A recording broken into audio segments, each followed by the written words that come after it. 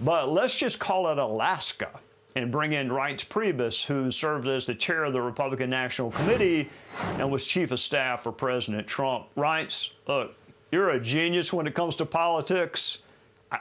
You could put me in a room for a month and make me explain ranked choice voting, and I could not do it. So for others who may be confused, can you tell us what it is? Help us figure it out. Sure.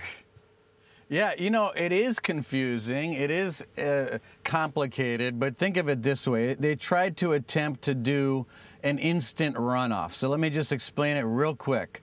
So there are 3 people running, and every voter has to rank those 3 people in order 1, 2, 3.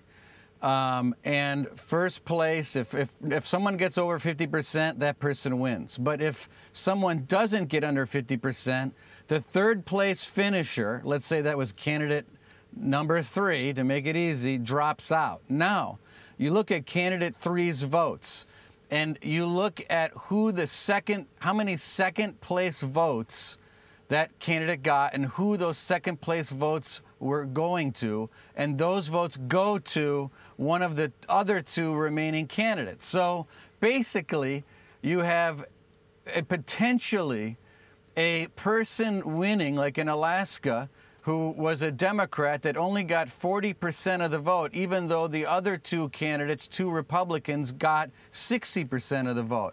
This takes away a genuine mandate between 2 candidates and takes away a genuine mandate from the voters in any particular state. It is unbelievably wrong and confusing, to say the least.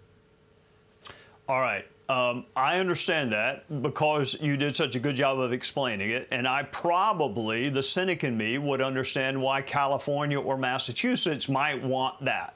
But Utah and Alaska, those are not electric blue states. Why would they opt for this form of democracy?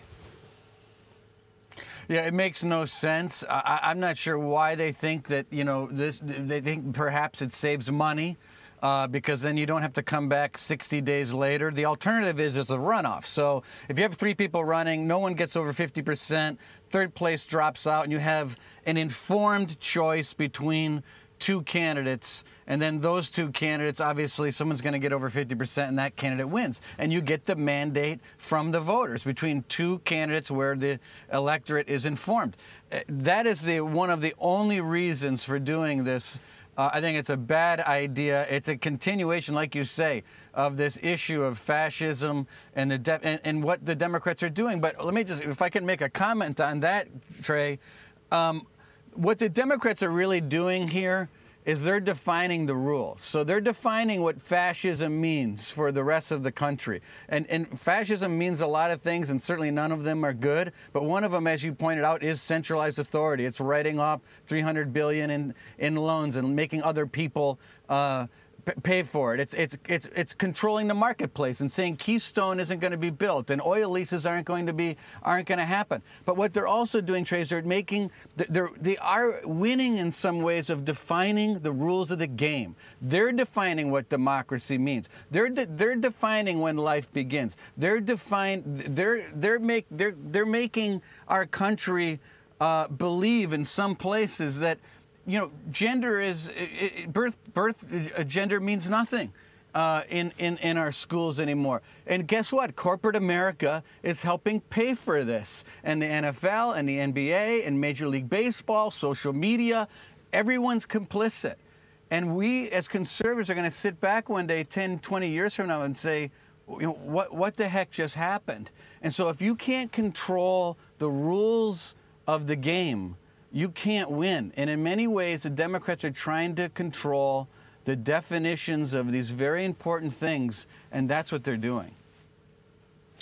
You know, Reince, there's a lot of criticism that Republicans want to make voting more difficult, more complex.